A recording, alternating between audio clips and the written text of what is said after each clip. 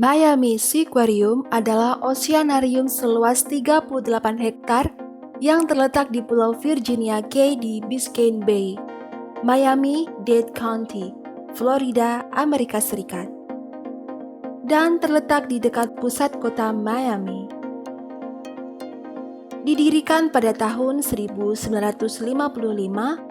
oleh Fred D. Kapok dan Kapten W. B. Gray, merupakan salah satu oceanarium tertua di Amerika Serikat dan menjadikannya tempat atraksi kehidupan laut terbesar di dunia pada saat itu.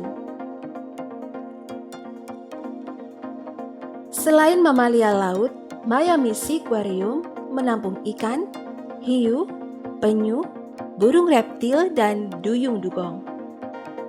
Lebih dari 500.000 orang mengunjungi fasilitas tersebut setiap tahun.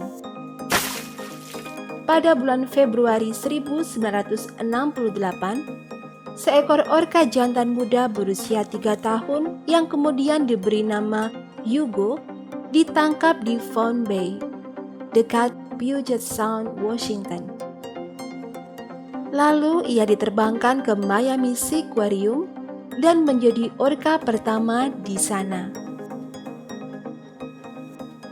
Nama Hugo diambil dari nama Hugo Villain, seorang pelaut yang mengarungi Atlantik sendirian dengan perahu layar. Pelayarannya memakan waktu 85 hari, jumlah hari yang sama antara penangkapan Hugo dan kedatangannya di Miami Seaquarium. Sayangnya, di sana ia ditempatkan di sebuah kolam yang terlalu kecil untuk ukuran tubuhnya. Berat Hugo mencapai 98 kuintal dengan panjang hampir 4 meter. Selama 2 tahun pertama, Hugo disimpan dalam tangki yang disebut Celebrity Bowl bersama lumba-lumba sisik putih Pasifik. Mantan pelatih lumba-lumba Miami Seaquarium Rick O'Berry mengingat betapa kecilnya tangki itu. Dalam bukunya Behind the Dolphin Smile, ia menulis, "Ketika saya memberi makan Hugo, ekornya akan tergeletak di dasar dan kepalanya akan benar-benar keluar dari air. Sungguh keadaan yang menyedihkan. Dan mereka ingin saya melatihnya, tetapi saya menolaknya dan pergi dari situ."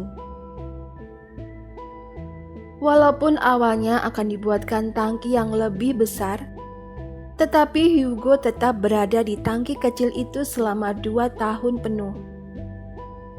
Waktu yang terlalu lama dengan rasa sangat sesak dan asing bagi mamalia yang hanya pernah mengenal kehidupan laut yang luas dan bebas. Akhirnya Hugo dipindahkan ke tangki lain bersama paus betina yang bernama Lolita. Saat ditangkap, Lolita dipisahkan dari induknya. Beruntungnya keduanya akur. Meskipun begitu, kondisi Hugo tetap tidak membaik. Selama 10 tahun, kedua orka ini berada di tangki yang sama dan mereka juga tampil bersama. Hugo tetap tidak bisa menyesuaikan diri dengan baik di dalam penangkaran. Pada akhir tahun 1970, seorang pelatih memasukkan kepalanya ke dalam mulut Hugo dan Hugo menggigitnya. Pelatih itu akhirnya harus mendapatkan 10 jahitan di kepala dan lehernya. Diketahui, Hugo memiliki kebiasaan membenturkan kepalanya ke dinding tangki. Pada awal tahun 1971, terjadi insiden di mana Hugo melubangi jendela plastik sehingga memotong ujung kepalanya, hingga harus disambungkan kembali dengan operasi. Tetapi potongan kulitnya terkelupas kembali dalam waktu seminggu, menjadikannya memiliki lesung pipit kecil di ujung kepalanya selama sisa hidupnya. Pelatih Mike Jacks menyatakan, pada tahun 1972, Hugo telah menyakiti orang dengan membenturkan kepalanya ketika dia merasa kesal. Beberapa pelatih lain menyatakan bahwa Hugo telah menyerang dan bertindak agresif terhadap orang-orang di sana. Bahkan ada yang sampai mendapatkan bekas luka permanen di lengannya. Pada Januari 1980, gerakan Hugo mulai melambat. 2 bulan kemudian, dia meninggal pada 4 Maret 1980. Penyebab kematiannya adalah aneurisma otak. Aneurisma otak adalah kondisi di mana pembuluh darah di otak menggelembung akibat melemahnya dinding pembuluh darah di suatu titik. Sebelum dia meninggal, Hugo telah meronta-ronta dan membenturkan kepalanya ke dinding tangkinya, yang menurut beberapa orang berkontribusi pada kematiannya.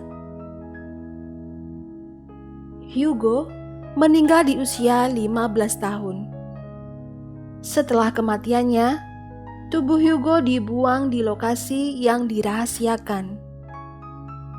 Warga meyakini jasadnya dibuang ke tempat pembuangan akhir di daerah Dade County dan meninggalkan Lolita sendirian di Miami Seaquarium sejak saat itu.